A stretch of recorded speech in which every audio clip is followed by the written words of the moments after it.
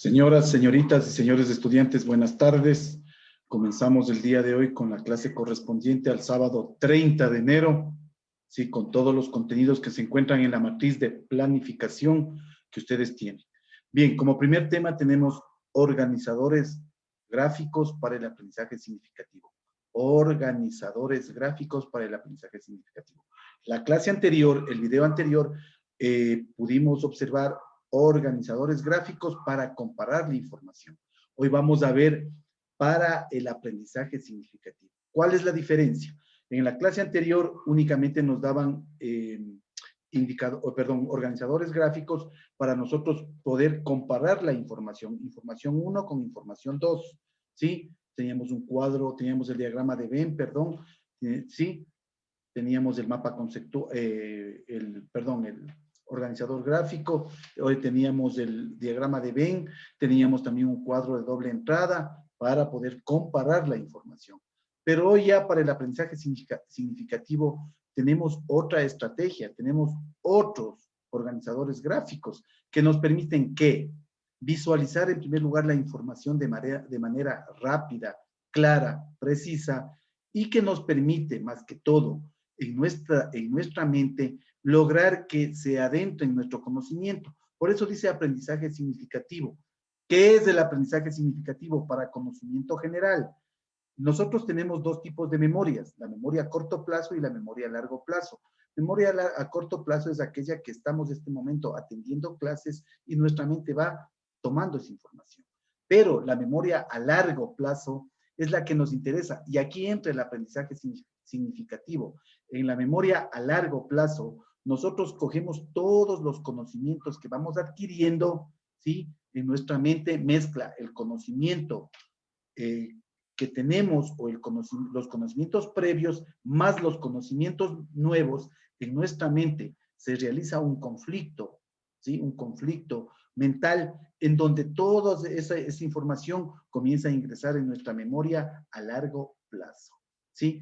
Y ese es el aprendizaje significativo. Cuando todos estos conocimientos ingresan a nuestra memoria a largo plazo, son asimilados en nuestra memoria a largo plazo y nosotros este conocimiento podemos tenerle cuando nosotros querramos. Es decir, por eso es a largo plazo. Ese conocimiento es valedero para toda la vida.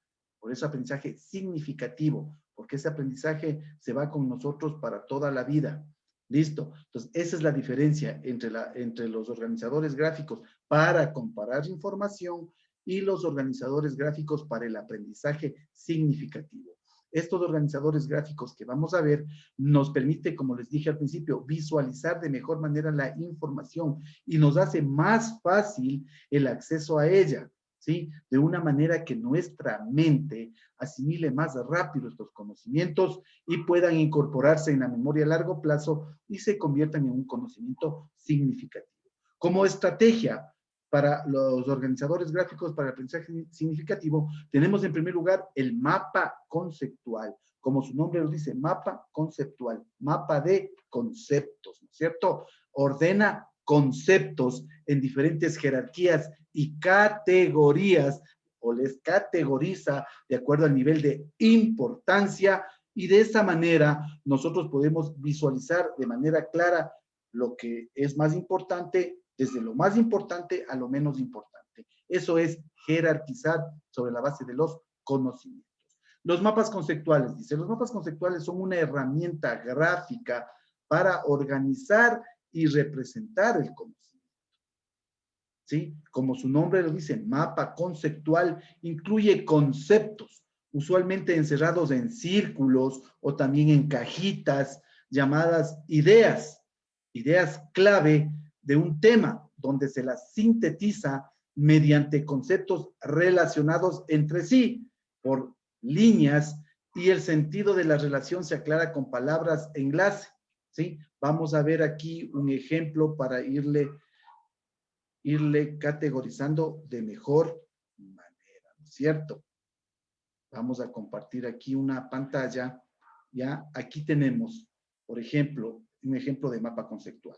Aquí está categorizado, aquí está el tema principal que nosotros vamos a ver, mapas conceptuales.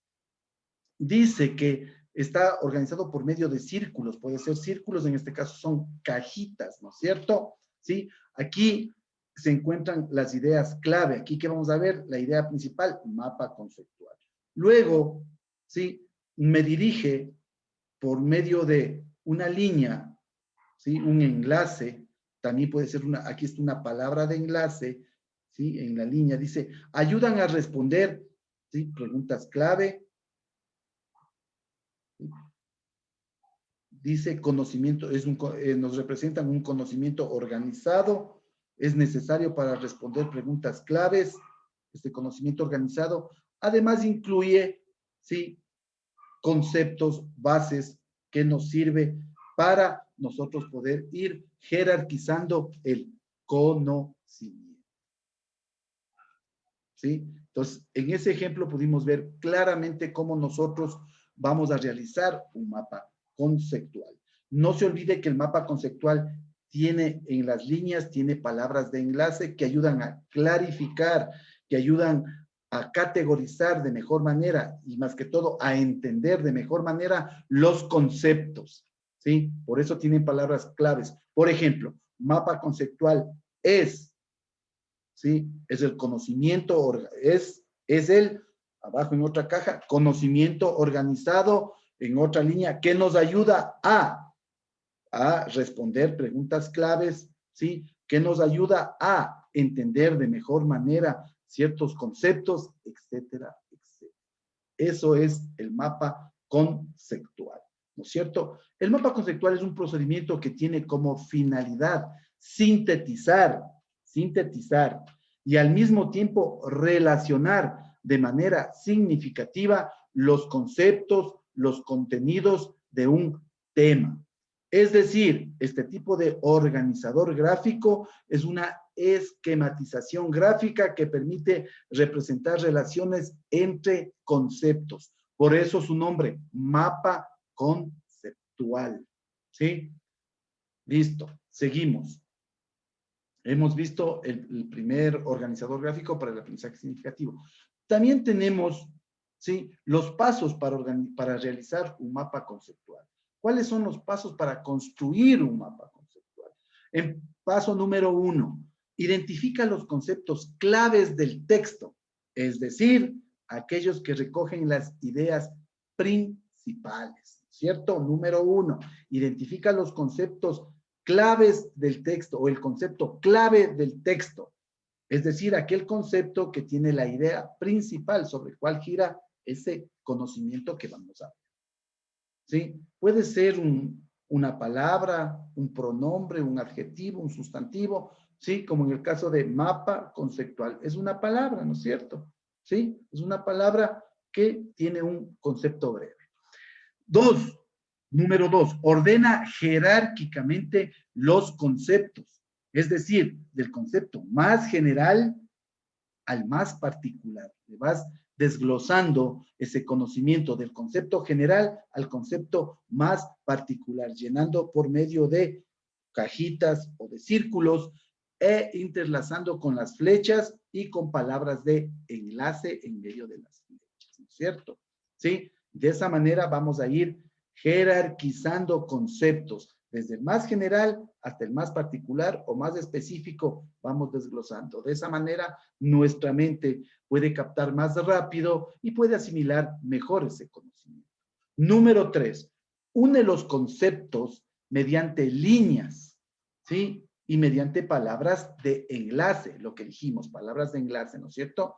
Que puede ser palabras de enlace para que usted entienda mejor. Por ejemplo, mapa conceptual. Línea es la representación gráfica o es representación gráfica, ¿ya? De conceptos en otra caja y así sucesivamente, ¿ya? Y así sucesivamente. Entonces vamos uniendo los conceptos mediante líneas y también con palabras de enlace que nos permite clarificar estos conceptos, entender de mejor manera estos conceptos, ¿ya?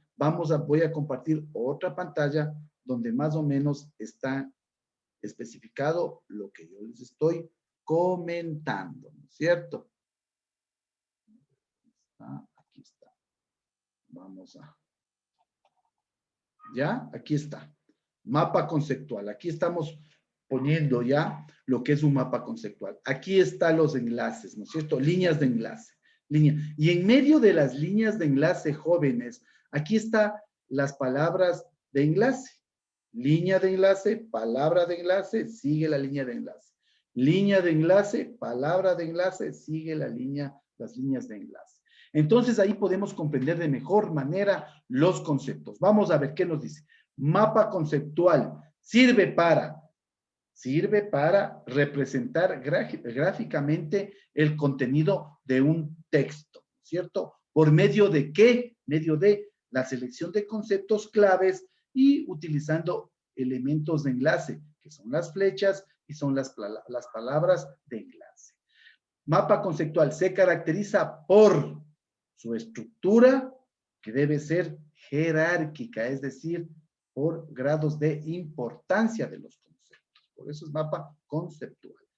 Dice, se caracteriza por su representación, siempre dentro de figuras geométricas. Puede ser círculos o puede ser cajitas cuadradas, en este caso rectangulares. ¿Sí? Eso es un mapa conceptual. Ahí está clarito representado los pasos para construir un mapa conceptual, ¿no es cierto? Primero, identificamos el concepto clave, la clave del texto. Vamos a ver mapa conceptual. ¿Sí? La idea principal, ¿qué vamos a ver? Un mapa conceptual. Dos, ordenamos jerárquicamente los conceptos, ¿no es cierto? ¿Para qué sirve el mapa conceptual? ¿Cuáles son las características del mapa conceptual? ¿Sí? Y luego tres, la unión por medio de líneas y palabras de enlace. Líneas o flechas y palabras de enlace. Y eso hemos cumplido los tres pasos para la construcción de un mapa conceptual. Seguimos. Voy a dejar de compartir. Seguimos. Bien. Luego tenemos otro organizador gráfico para el aprendizaje significativo, el mapa semántico. El mapa semántico. ¿Qué nos dice la semántica? Para conocimientos previos, jóvenes, la semántica trata del significado de las palabras. Vamos a ver el mapa semántico, es decir, el mapa más o menos que nos explica los significados de las palabras. El mapa semántico es un gráfico que facilita la categorización de los conceptos en búsqueda de mejorar la comprensión lectora y el incremento del vocabulario. Por eso es que ve lo en sí, qué significa cada palabra. Por eso es mapa semántico. La semántica se encarga de estudiar el significado de las palabras. Mapa semántico es un gráfico que facilita la categorización de conceptos en búsqueda de mejorar la comprensión lectora y el incremento de nuestro vocabulario. Cuando ya sabemos el concepto de tal o cual palabra, nuestro vocabulario fluye. Nuestro vocabulario es más fluido y nos permite comunicarnos de manera eficiente entre lector, escritor, ¿sí? O entre el que habla y el que escucha. Seguimos. A diferencia del mapa conceptual, el mapa semántico el mapa conceptual se basa en la jerarquía de los conceptos. En cambio, el mapa semántico se basa en la significación de los enunciados, así como en la coordinación de las palabras y el vocabulario empleado para formar oraciones.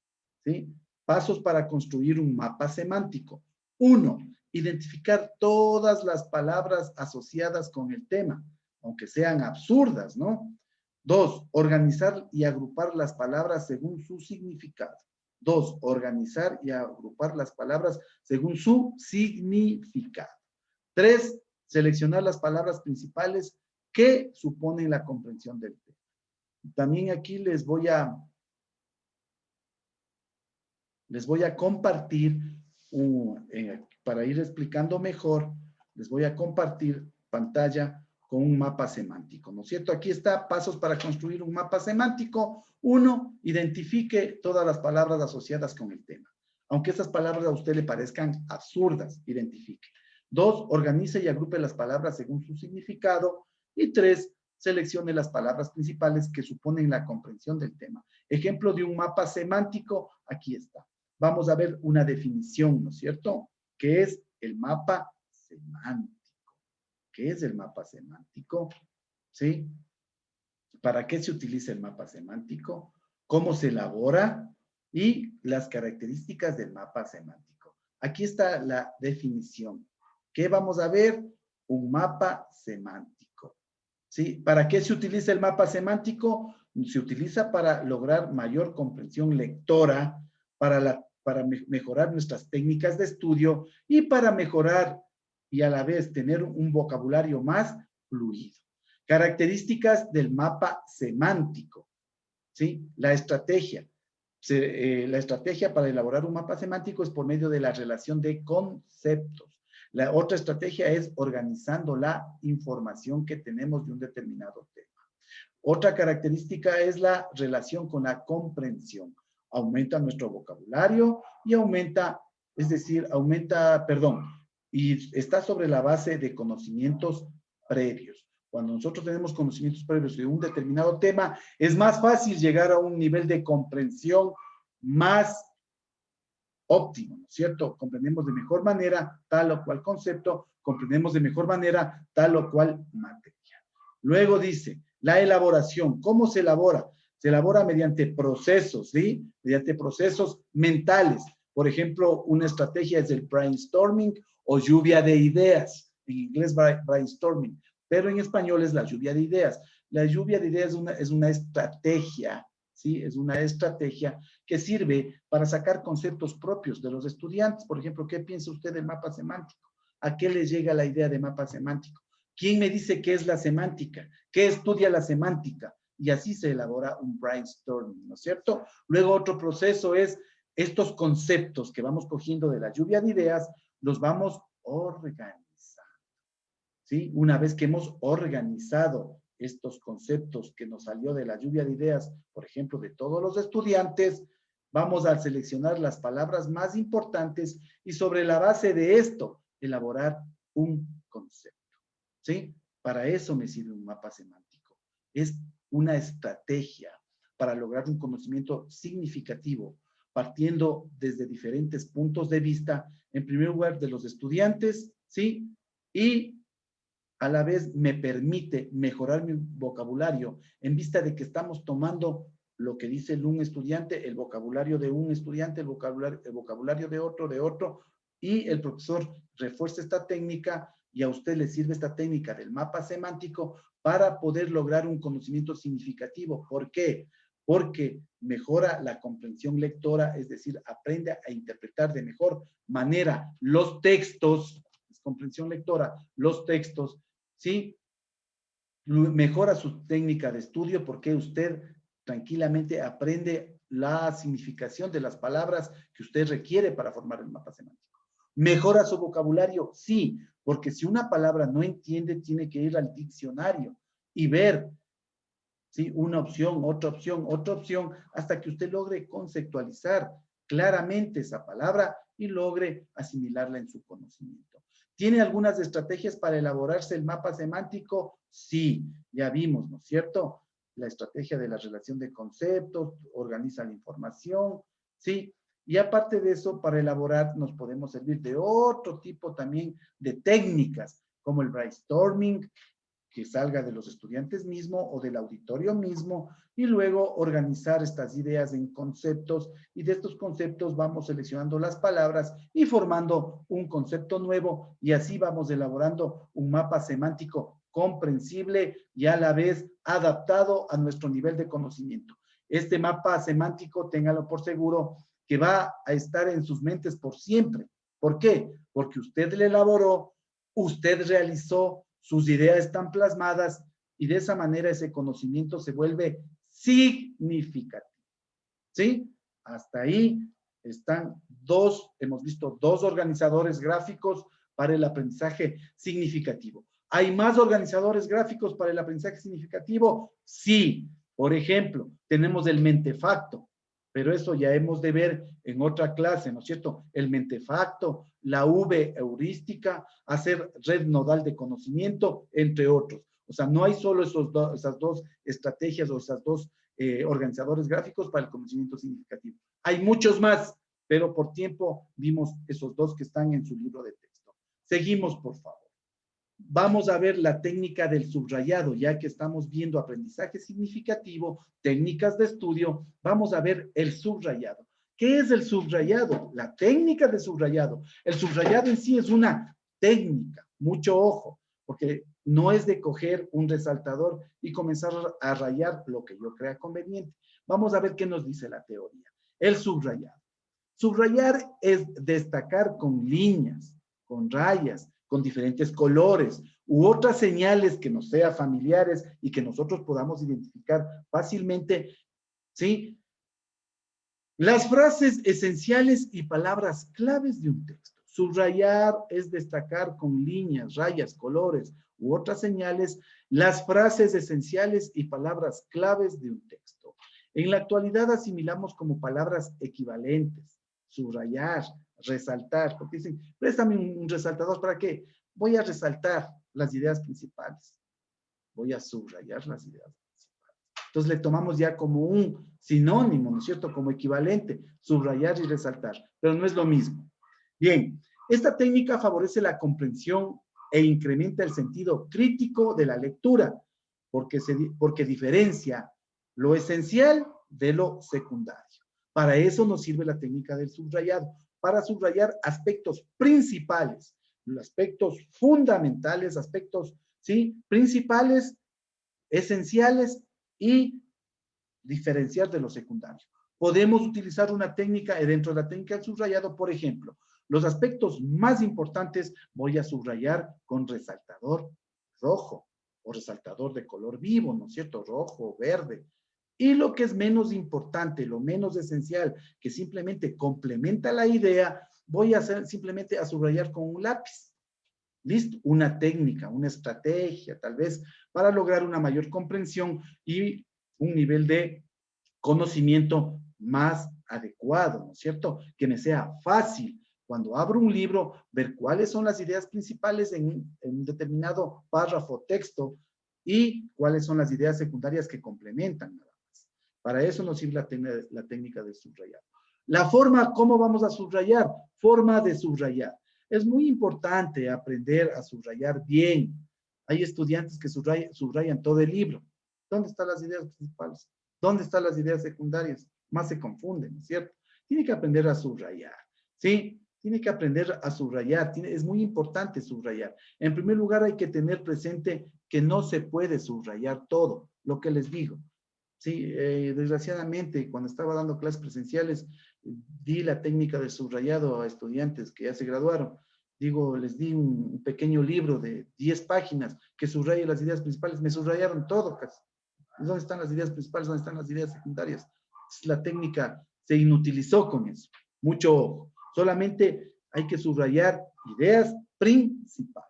Ideas secundarias no les puede subrayar o poner todo el resaltador, o puede emplear una técnica ajustada a su necesidad. Como yo le dije, ideas principales le voy a subrayar con rojo, ideas claves con rojo, y el resto tal vez solo con un lápiz le voy a subrayar abajo nada más, lo secundario. Entonces ya sé que lo principal está con rojo, y eso es el meollo mismo de la conceptualización, de ese conocimiento.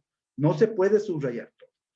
Se debe subrayar las palabras clave, los nombres propios, fechas y detalles relevantes. Le damos una idea de lo que usted puede subrayar. Usted puede subrayar palabras claves, nombres propios, por ejemplo, estamos estudiando historia, nombres propios, fechas y detalles relevantes que pasó en esa fecha. Nada más. ¿Sí? Se debe subrayar, las ideas fundamentales se pueden subrayar, pero es mejor si se subrayan las palabras claves de esas ideas, por estar cargadas de significado y nos remitirán siempre a las ideas principales. Se pueden subrayar detalles de interés, personajes, lugares geográficos, pero sobre todo subrayaremos aquellos que puedan ser un enlace con otros temas para recordar de manera total, para nuestro recuerdo total de ese contenido, de esa materia, ¿no es cierto? Aprendizaje significativo. Siguiente punto, subrayar las partículas que marcan la sintaxis, es decir, palabras de enlace, pero, aunque, sin embargo, entre otras. Con el objeto de lo subrayado tenga sentido por sí mismo. Así es. Mucho ojo. Subrayar siempre, ¿no? Los enlaces. Si es que cree usted necesario, ¿no? Seguimos. Siguiente. Hay que considerar que cuando se vuelva a leer, nos debe dar ideas de lo importante, de los detalles, de las definiciones, etc. Una vez que nosotros hemos subrayado palabras claves, oraciones claves, fechas, lugares geográficos clave, cuando nosotros volvamos a leer ese texto, únicamente vamos a leer lo subrayado. Y vamos a ver, ¿sí? Que cuando nosotros volvemos a leer, nos da la idea principal como haber leído todo el texto, ¿sí? Por eso hay que considerar que cuando se vuelva a leer, nos debe dar la idea de lo importante, de los detalles, de las definiciones ya en sí, ¿sí? Más o menos debe parecerse a un telegrama, es decir, un telegrama es aquel que donde están los aspectos más importantes, punto, tal cosa, punto, tal cosa. Y usted en su mente ya va rellenando el resto de ideas con su vocabulario, su forma de pensar, sus alegorías mentales, entre otras cosas, ¿no es cierto? Entre otras cosas. ¿Ya? Debe parecerse a un telegrama lo que usted ha subrayado. Aspectos más importantes y puntuales, que a usted le da la idea principal de este texto. Sí. Aparte de eso, nosotros podemos utilizar otra técnica también dentro del subrayado mismo. Podemos utilizar otra técnica que son las notas marginales. Notas al costado, en el margen de la hoja, ¿no es cierto?, de lo que subrayamos. Las notas marginales nos pueden ayudar a la comprensión, pues pondremos nuestras propias palabras, por ejemplo, una llavecita y ponemos, esto nos indica sobre el concepto de psicología clínica. Ya, es como psicología clínica, no es psicología general, por decir, ¿no es cierto? Entonces nos ayuda a la comprensión, pues pondremos nuestras propias palabras y aquellos aspectos que para nosotros son como una bombilla que nos enciende el resto del contenido, el resto del conocimiento de ese texto, párrafo, contenido de materia, etc. Mucho ojo. Para eso nos sirve, ¿no es cierto? Seguimos. Para estas notas marginales, nosotros podemos utilizar diferentes signos. Les voy a compartir igual para que usted vaya viendo y usted vaya adaptando a su mente qué signos le pueden servir, ¿sí? ¿Qué signos le pueden servir para usted hacer unas notas marginales, ¿no es cierto? Aquí está, las notas marginales pueden ayudar a la comprensión, pues pondremos con nuestras propias palabras aquellos aspectos que para nosotros son aspectos importantes que eso nos recuerda todo el texto, que son como una bombilla que nos enciende el resto del contenido. Podemos utilizar signos que con solo verlos nos indiquen determinados aspectos que debemos tomar en cuenta.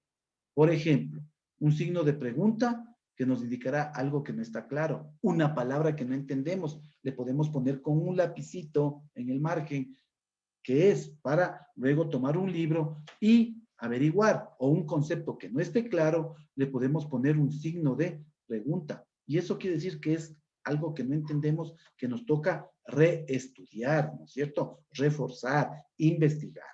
Luego podemos poner un signo de admiración.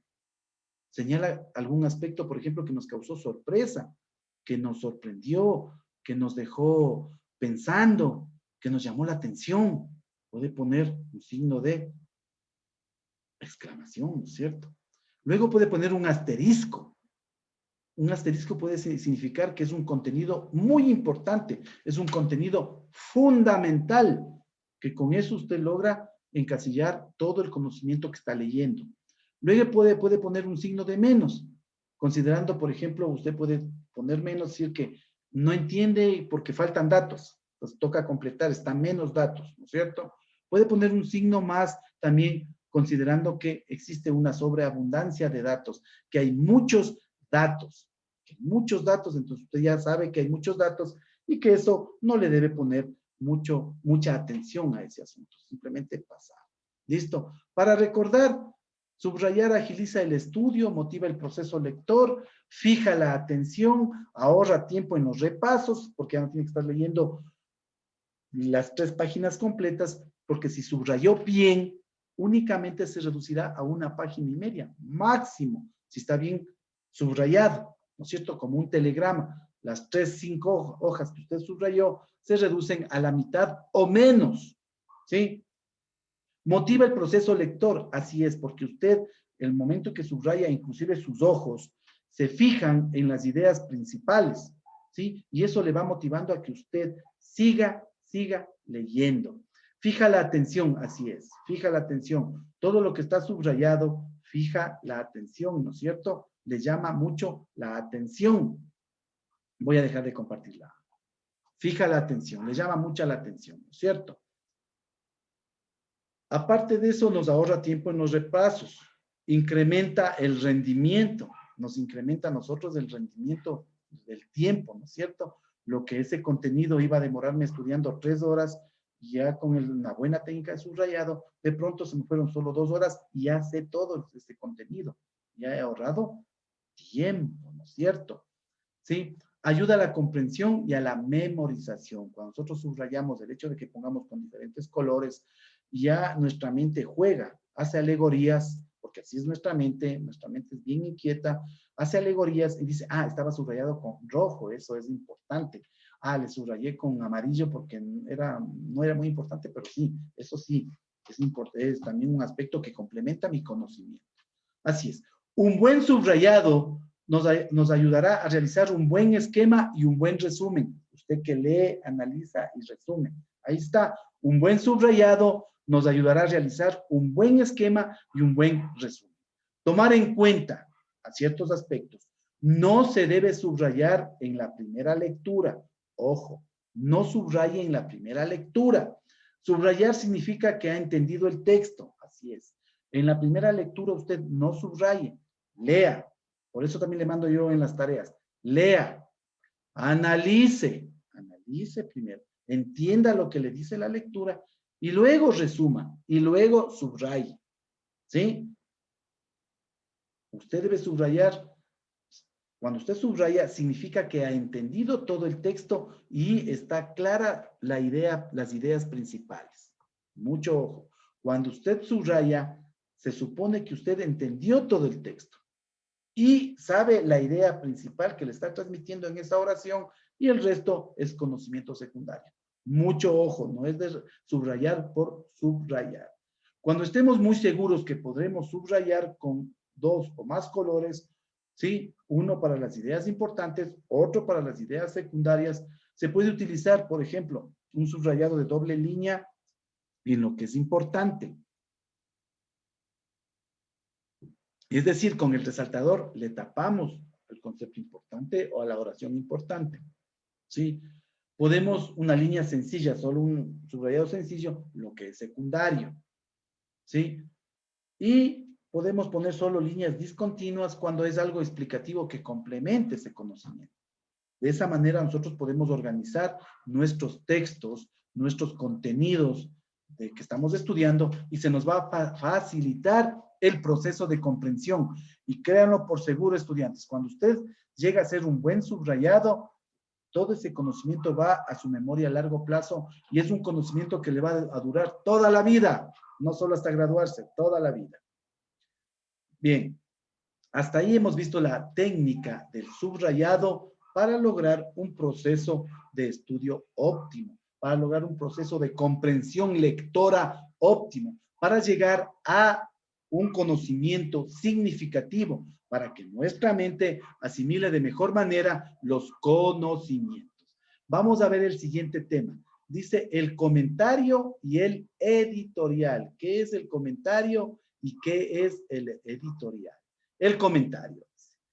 El comentario es una opinión, parecer, un juicio o consideración que alguien hace acerca de un tema, desde cualquier esfera. Y por naturaleza humana, ¿sí? El comentario es una opinión, es mi forma de pensar, ¿sí? ¿Qué hago yo desde mi punto de vista? Y porque yo tengo derecho a opinar, por ejemplo, voy a hacer un comentario sobre los candidatos presidenciales y digo, ninguno vale porque todos piensan que los ecuatorianos tenemos una mentalidad tercermundista y si nos dan una libra de arroz y una libra de azúcar, ya tienen asegurado el voto. Entonces, es mi forma de pensar, es mi comentario personal, ¿no es cierto? Estoy haciendo un punto de vista, un juicio desde mi visión, nada más. Eso es un comentario, ¿cierto? Ese comentario puede ser por vía oral, como lo estoy haciendo ahora, o puede ser por vía escrita. Por ejemplo, escribo y mando a un periódico mi punto de vista sobre los futuros presidentes o los presidenciables del Ecuador. Listo. Los comentarios más conocidos son los editoriales de periódicos. Así es. Cuando tengan tiempito, el día domingo, abra la página del comercio, vaya al editorial, ahí están comentarios. Por ejemplo, de la vida económica del país, la situación política del país, entre otras cosas. Eso es un comentario, ¿cierto? Es una opinión, es un juicio, es una consideración que una persona hace sobre un tema. Es un comentario. Pasos para escribir un comentario. Tenemos unos pasos para escribir un comentario. Plantear y delimitar el tema, así es. Debo plantear un tema preciso y delimitarlo, que no se haga muy extenso o deje en dudas al que está leyendo, por ejemplo. Si es un editorial de un periódico, de una revista, un vistazo, etcétera. ¿Sí? Entonces debe delimitar el tema, plantear de manera clara y delimitar el tema. Segundo punto, bosquejar las ideas principales sobre el tema y luego desarrollarlas. Volvemos al mismo ejemplo que les di. Voy a hacer un comentario sobre los candidatos a presidente del Ecuador. Entonces, ya está delimitado. ¿De quién voy a hablar? De los 16 candidatos a presidentes que tiene el Ecuador. Delimitado, ¿sí? Y planteo el tema. Los 16 candidatos presidenciables, ninguno presenta las características ni el conocimiento, comienzo, ¿no es cierto? Bosquejo las ideas principales sobre el tema y luego las desarrollo. Por ejemplo, una idea principal, conocimiento de los candidatos. ¿Qué conocimiento tienen? ¿Qué grado de instrucción tienen? Por ejemplo, ¿no? Y voy planteando esto. Por ejemplo, otra idea principal que tengo, propuestas de gobierno. Otra idea principal que tengo, ¿sí? ¿Cómo va a atender la educación? ¿Cómo va a atender la salud?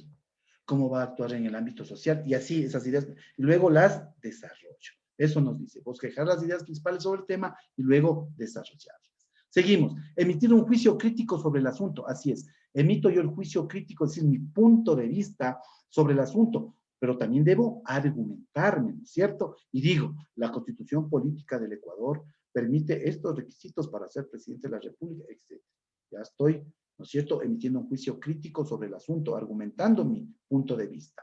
Luego, si es que es necesario plantear una solución muy oportuna o más oportuna. Por ejemplo, yo diría, estas elecciones se van a realizar de gana, porque el pueblo está indeciso en un 60-65%. Es decir, el 60 o 65% de los que van a sufragar no tienen claro todavía por qué candidato van a votar. Y ellos, esta gran cifra, suma los indecisos.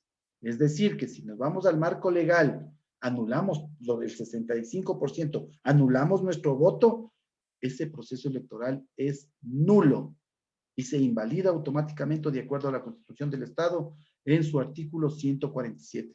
Miren, ya le pongo la solución de pronto, ¿no? Listo. Recomendaciones. ¿Sí? Escribir directamente y sin rodeos, ¿no es cierto? Tiene que escribir de forma clara, directamente, con palabras claras. No utilizar un lenguaje ampuloso, es decir, un lenguaje lleno de adornos que ni usted mismo entiende. Un lenguaje claro, ¿sí? No utilizar un lenguaje muy técnico. Utilizar frases concretas, precisas, objetivas, sencillas, pero a la vez elegantes, ¿no es cierto? Que no denigren a la persona. ¿Sí? Eso es parte de su educación. Eso es un comentario. ¿Sí? Seguimos. El editorial. ¿Qué es el editorial, en cambio? El editorial es el análisis y enjuiciamiento de los hechos más sobresalientes del día a día, ¿sí? De un país, por ejemplo, de una región, etcétera. En este caso, de los diarios o de la semana, puede ser diario, puede ser de la semana o la quincena, el mes. Esto generalmente se da en las revistas, ¿no es cierto? Por ejemplo, en los periódicos también se da. El periódico del domingo es muy bueno leer El Comercio. Ahí sale el editorial de toda la semana, el pulso político, económico y social de toda la semana, ¿no es cierto? Es bueno. ¿Qué más nos dice? Otra característica esencial del editorial es que este género se resume en una posición doctrinaria o política de cada entidad informativa frente a los hechos de interés colectivo. Así es. Generalmente el editorial se da en los periódicos, en las revistas especializadas, en las revistas que ven el pulso de todo un país, una región o del mundo inclusive, ¿sí? Eso nos quiere decir esto. Resume la posición doctrinaria de qué, por ejemplo, el comercio. Bueno, yo digo el comercio es bueno leerlo del domingo, pero también tiene su punto de vista. Si nos ponemos a analizar el comercio ya nació en 1900. Y dicen por ahí que el comercio fue uno de los principales asesinos de Eloy Alfaro, justamente cuando alteró a la gente, ¿sí? Le llamaba el masón, el hereje, a un pueblo que todavía vivía sumido en la ignorancia y sobre una doctrina religiosa. Entonces, ahí fue donde aprovecharon los contrarios al liberalismo de Eloy Alfaro para escribir editoriales en contra del liberalismo. Y ahí muera el hereje, etcétera, etcétera, y terminó con la muerte de Eloy Alfaro y su incineramiento en el Parque Ejido. Dicen, ¿no es cierto? El editorial, ¿no es cierto? Siempre va inclinado hacia una ideología. A eso voy, hacia una posición doctrinaria, va un editorial.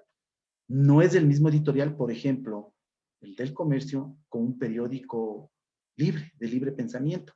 Siempre existen inclinaciones económicas, políticas, sociales, entre otras cosas. Eso nos dice el editorial. Características del editorial.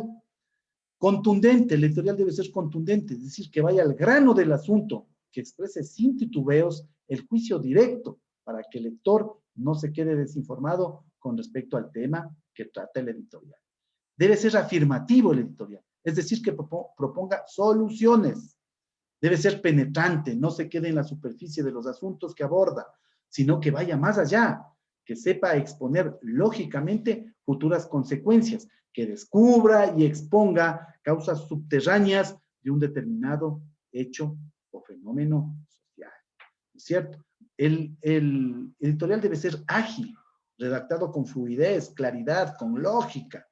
El editorial debe ser convincente, que presente argumentos para persuadir, al lector que piense de la misma forma que la institución periodística representa, la ideología que el periódico representa. Entonces, debe ser convincente, ¿no es cierto? Debe ser breve, que diga mucho en pocas líneas y trate de agotar en breve espacio temas que entrañan tesis profundas y vastas. Debe ser trascendente, que su juicio resulte perdurable y de influencia en la conformación de criterios, juicios improvisados, ligeros, contradicen la función orientadora del editorial y arriesgan su credibilidad. Cuando es un juicio ligero, improvisado, ¿no es cierto? Sí, arriesga la credibilidad de ese editorial. Así es. Seguimos.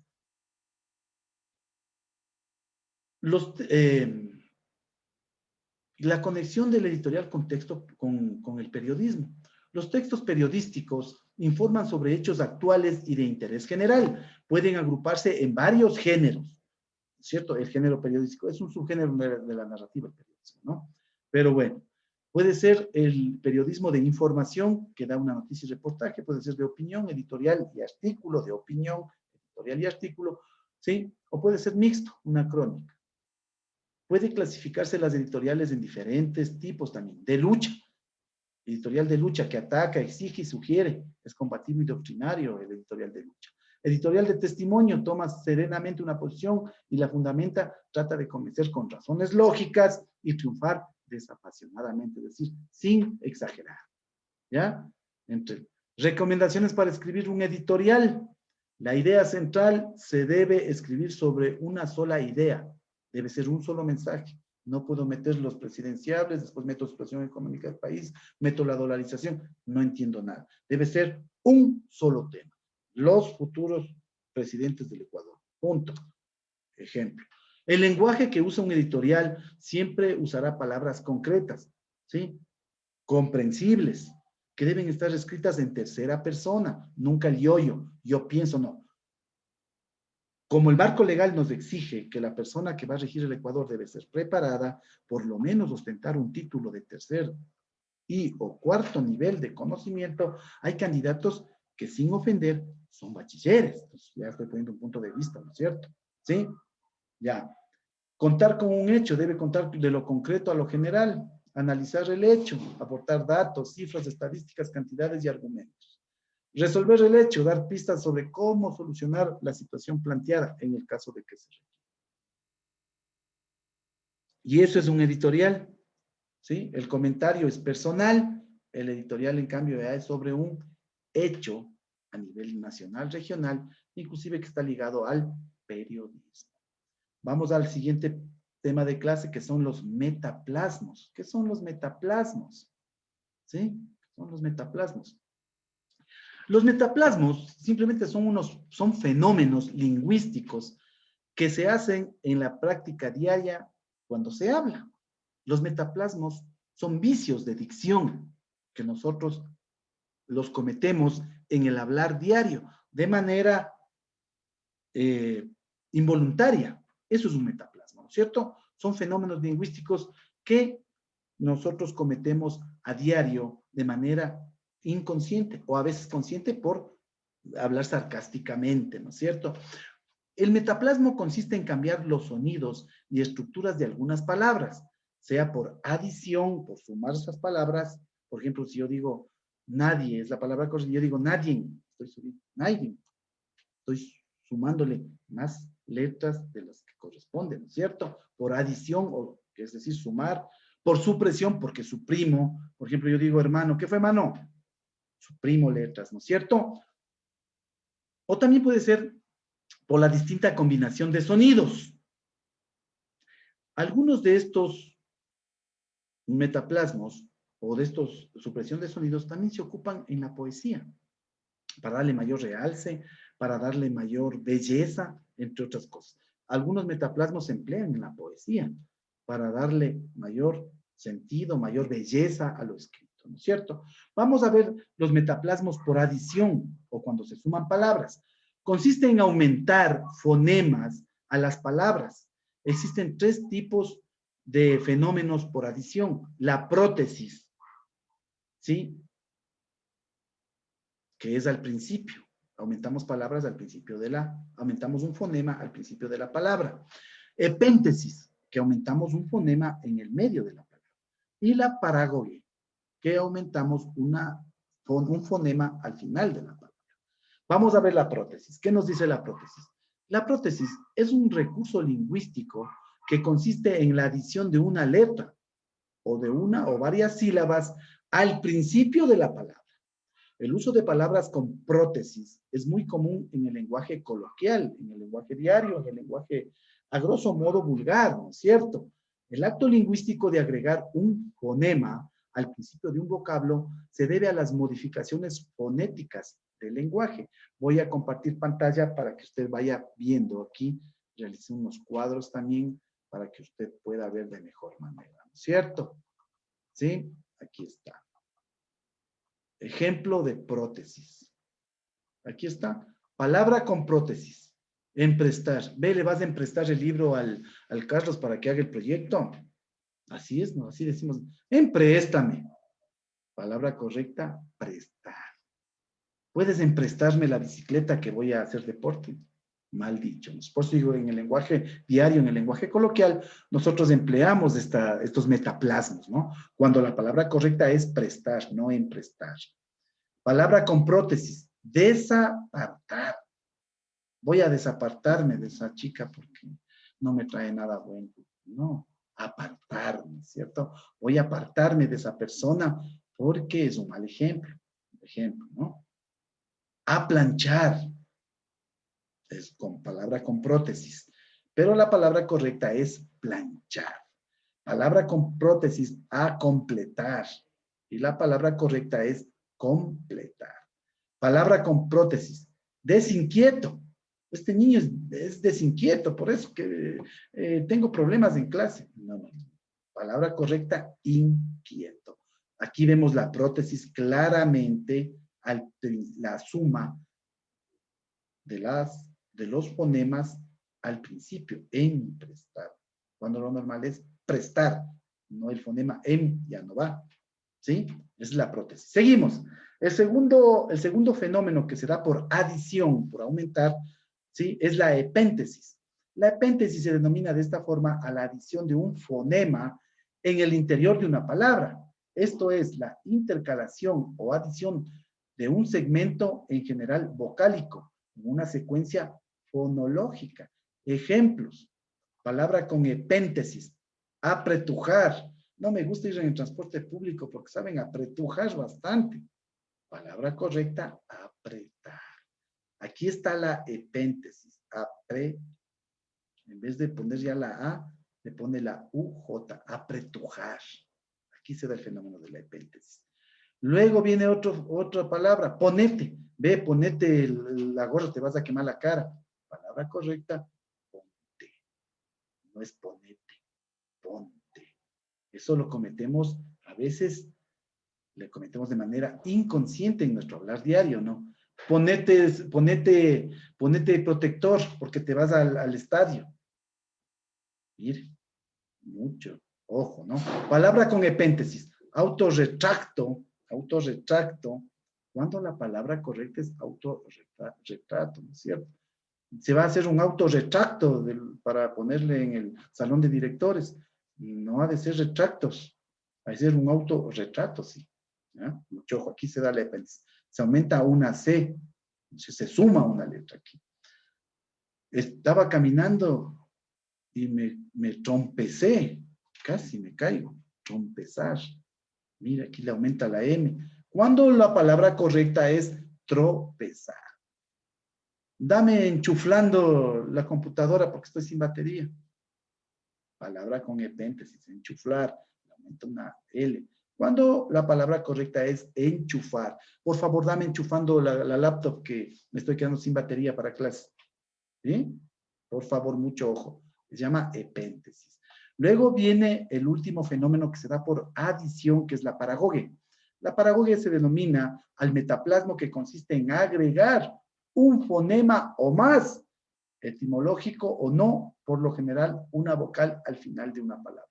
Ejemplo, palabra con paragoge, nadie al final, ¿no? Nadie. Cuando la palabra correcta es nadie. Palabra con paragoge, hiciste, ya comiste, hombre, en Loja. Hiciste, ya comiste. Hiciste, cuando la palabra correcta es hiciste, comiste. Dijiste, ¿qué dijiste? No, ¿qué me dijiste? Disculpa, no te alcancé a escuchar. ¿Qué dijiste? ¿No? ¿Qué dijiste? Paragoge, lo aumento al final, ¿no es cierto? Para la palabra correcta es dijiste. Levántense, levántense. Palabra con paragoge. Cuando es levántense, levántense de ahí, no pueden estar sentados ahí, van a romper. Mucho ojo, mire cómo se agrega, ¿sí? ¿Listo? Esa es la paragoge. Y así terminamos los tres fenómenos metaplasmáticos que se dan por adición, los metaplasmos por adición. Luego tenemos también metaplasmos por supresión, es decir, cortamos o quitamos fonemas. Por supresión, dice, se da cuando se eliminan fonemas de las palabras. Igual pueden eliminarse al principio, en el medio o al final. Por eso toma su nombre de aféresis. Aféresis es cuando el fenómeno metaplasmo se quita un un fonema al principio, ¿sí? Luego también tenemos la síncopa, que se quita un fonema en el interior de la palabra, y el apócope, que se quita un fonema al final de la palabra. Vamos a ver un ejemplo de cada uno. Aféresis. El aféresis es un fenómeno lingüístico que consiste en la supresión de una letra, aunque también puede ser una sílaba completa al principio de una palabra. Ejemplo, palabra con aféresis. Mano. Palabra correcta, hermano. Palabra con aféresis, lo que muchos dicen. Amá, papá. Mamá, papá. Palabra con aféresis. Hora. ¿Y ahora? ¿Qué hago? Palabra correcta, ahora. Palabra con aféresis fina, un nombre propio, ¿no es cierto? Cuando lo normal es Josefina. La finita. ¿Cuál es la finita? Es Josefina. La Lupe. Palabra con aféresis, le quitamos Guada, ¿no es cierto? Pero la palabra correcta es Guadalupe. Ese es el primer fenómeno, ¿sí? De supresión que tenemos en los metaplasmos, la aféresis, ¿no?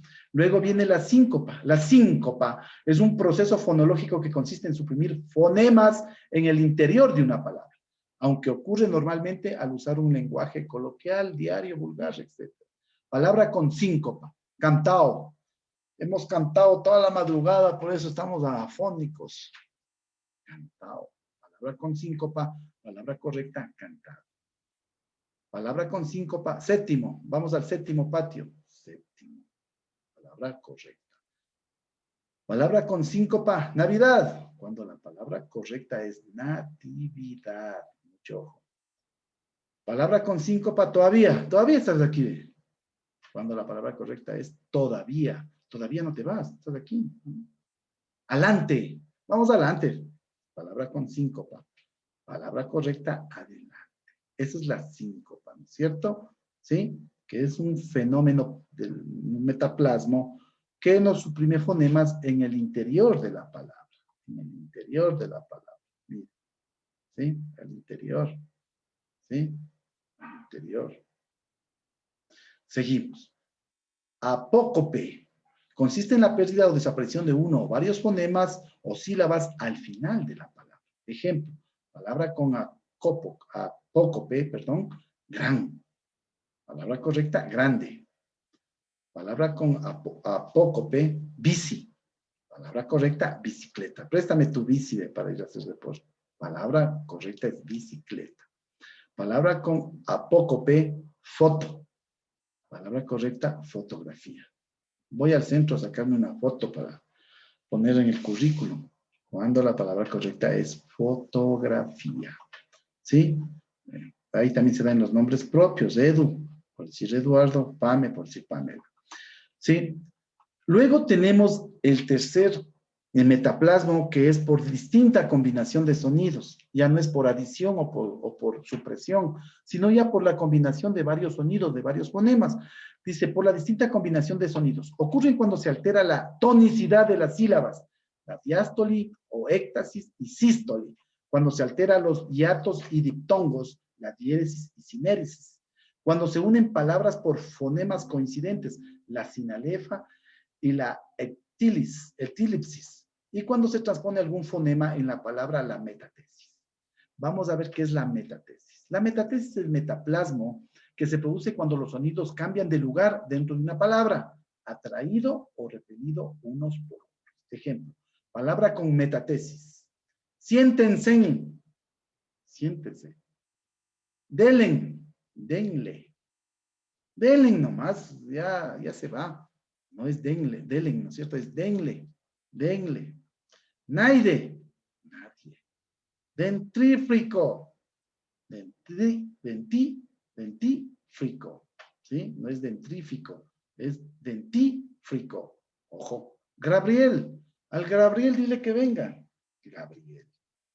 ¿No? Eso es una meta, es el fenómeno de la metatesis. Hasta ahí espero que esté comprendido los metaplasmos. 3 tipos de metaplasmos, por adición, por supresión y cuando se mezclan los sonidos. 3 tipos de metaplasmos. Luego tenemos, ¿no es cierto? Ya para ir culminando, ya creo que se acaba la hora de clase.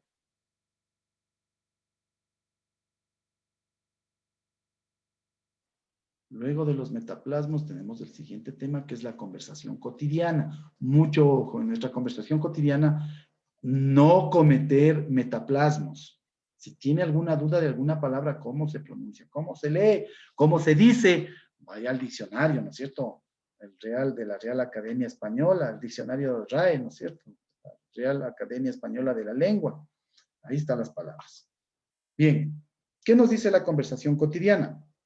La conversación es una forma de interacción lingüística en la que los participantes, mínimo 2, hacen uso de la palabra alternadamente, sin que haya una organización externa del flujo informativo. Así es, una conversación cotidiana es cuando nos ponemos a conversar entre 2 personas, ¿no? Tal vez de algún tema X, Y, Z, vea por qué será que no hay buses. Es que es por esta restricción vehicular lo que están saliendo más espaciados. Estamos manteniendo una conversación cotidiana, ¿no es cierto? Características de la conversación cotidiana. Es anterior a todas las otras formas del uso de la lengua, así es. La conversación cotidiana se da de manera espontánea, ¿no es cierto? Y no está organizada, no tiene una estructura, no debo formular preguntas de antemano, verificar si no, nada de eso. Simplemente aparece de manera espontánea. Cualquier persona puede participar en ella, puede tratar cualquier tema, no tengo que poner un tema específico, limitar el tema, no, cualquier tema, ¿sí? Puede darse en cualquier momento, en cualquier contexto, en cualquier escenario, ya digo, en la parada de bus, puede darse en el restaurante, puede darse en la cola del banco, puede darse, etcétera, en diferentes contextos, ¿cierto? La conversación cotidiana también requiere de un conocimiento común entre los hablantes. No es que necesita tener un conocimiento científico para poder realizar esta conversación cotidiana. No, un conocimiento común entre los hablantes, ¿no? Por ejemplo, hablar bien, dominar la lengua, expresarse correctamente, no usar metaplasmos, ni de adición ni de supresión, peor de mezcla de sonidos, mucho ojo, ¿sí? Una capacidad verbal para poder interpretar un conocimiento de alguna problemática social, económica, etcétera. ¿Sí? Eso es una conversación cotidiana. Estructura de una conversación cotidiana. La estructura de una conversación cotidiana es la apertura, ¿no es cierto? Es el momento posterior al encuentro utilizado típicamente por el saludo. ¿Cómo está? ¿Cómo le va, doctor? Qué gusto saludarle. ¿Cómo está? ¿Qué opina usted, pues, de la situación política que estamos viviendo, de la economía del país? Mire cómo estamos afectados por la pandemia. No nos podemos reactivar económicamente. Un tema común, ¿no? Sí, la verdad, no nos podemos reactivar porque hay limitaciones de movilidad, aparte de eso hay nuevas cepas, etcétera, etcétera. ¿Sí? La apertura. Luego del saludo ya se da la apertura. La orientación introduce el tema sobre el que se va a conversar, intentando atraer al interlocutor, ¿sí? Al igual que el titular de la noticia, ¿no es cierto? Trato de interesarle al interlocutor. Le digo, ¿cómo le va, amigo? Disculpe, ¿por qué no hay buses? ¿Qué tiempo está usted aquí? Sabe que no hay buses, ya estoy ya media hora porque está restringida ya la movilidad, perfecto. Mire, ¿sí? Objeto de la conversación es el espacio en que se desarrolla el tema, central del sentido, el intercambio de palabras. ¿Ya? Luego la conclusión, decir, bueno, ya viene mi bus, mucho gusto, mire, hay que tener mucho cuidado porque también los buses no deben ir llenos por esta situación de la pandemia, etcétera, etcétera. La conclusión es una fórmula de cierre del tema que se estuvo hablando. ¿Ya? Listo. Para la conversación también hay que tomar ciertos aspectos, ¿no es cierto? Hay que tomar en cuenta ciertos puntos básicos para que nuestra conversación se realice de manera eficaz y cumpla con los objetivos, por ejemplo, de entretenernos, de informarnos o de compartir ideas. Ya se debe hablar con brevedad y precisión, ¿sí? Se debe entregar información verdadera y no posible, que ha sido ya comprobada. Aportar información relacionada con el tema que se discute. Si estoy hablando de la pandemia, no voy a ponerme a hablar de la situación económica del país y de los candidatos presidenciales. Si estoy hablando de la pandemia, como la vacuna, etcétera, etcétera. ¿Sí? Evitar expresiones ambiguas, es decir, que den a creer dos puntos de vista, oscuras, que no se entienda, confundirle a la persona que estamos conversando, en lugar de darle ideas, darle claridad en lo que estoy expresando, en el tema que estoy exponiendo, ¿no es cierto? Evitar eso. Sí. Luego tenemos la diversidad lingüística en el mundo. Ya sabemos muy bien, ¿no es cierto?, que el español es el tercer idioma que se habla a nivel mundial. Sí, primero los chinos, sí, ellos ocupan el primer lugar, los chinos. Sabemos que China es súper poblada, inclusive ya viene a robarse hasta nuestros recursos naturales del mar, etcétera, etcétera.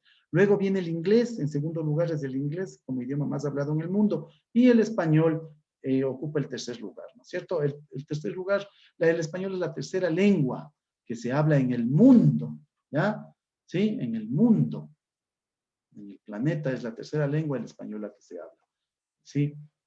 Además, es bastante utilizada en Internet el español, más que el chino. Listo. Hay en países que se habla el español, países muy lejanos, por ejemplo, hay un país de África que se habla español, aunque no lo crean, ¿sí? Etcétera, etcétera. En Estados Unidos existe una buena comunidad de hispanohablantes. Ellos hacen peso ya en las elecciones, inclusive los hispanos, como les tratan en Estados Unidos, son las personas que hablan español. E inclusive hay comunidades, hay barrios en Estados Unidos, barrios completos, que hablan solo español. Por eso se conocen como barrios latinos, porque hablan español, ¿no es cierto? Sí, así es en Estados Unidos, tiene una gran presencia el hispanohablante allá en Estados Unidos. Por eso es que algunos canales de televisión ya tienen, ¿no es cierto?, versiones en español, por ejemplo, CNN en español, ¿sí? Radio, CNN, radio en español, etcétera, etcétera. Entonces, ya hay espacios exclusivamente para hispanohablantes, ya no solo es en inglés, ya no solo es en chino, inclusive, ya existe espacios para las personas que hablan español. Aparte de eso, hay un fenómeno que se da en Estados Unidos, ¿no es cierto?, que se mezcla el español con el inglés, se llama el Spanglish.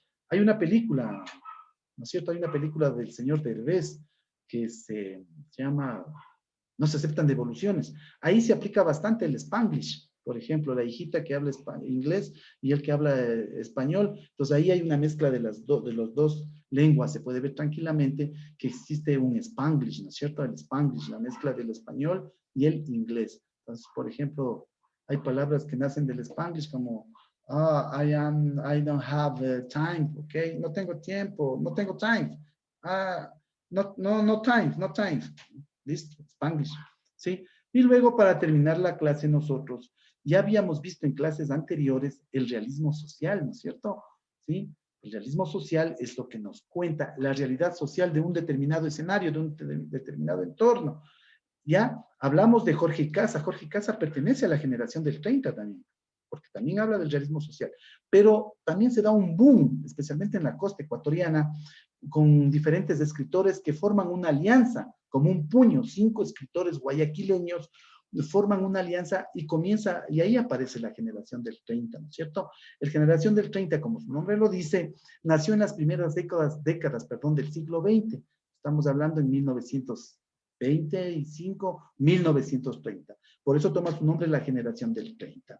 Generalmente la generación del 30, la redundancia, habla de realidades sociales que se vivían en ese entonces en los diferentes escenarios políticos, sociales, especialmente costeños, ¿no? Por eso nos habla, por ejemplo, de Cruces en el Agua, de Joaquín Gallegos Lara, que fue un escritor discapacitado. Por eso aquí en Ecuador existe un bono para las personas con discapacidad, se llama el bono Joaquín Gallegos Lara.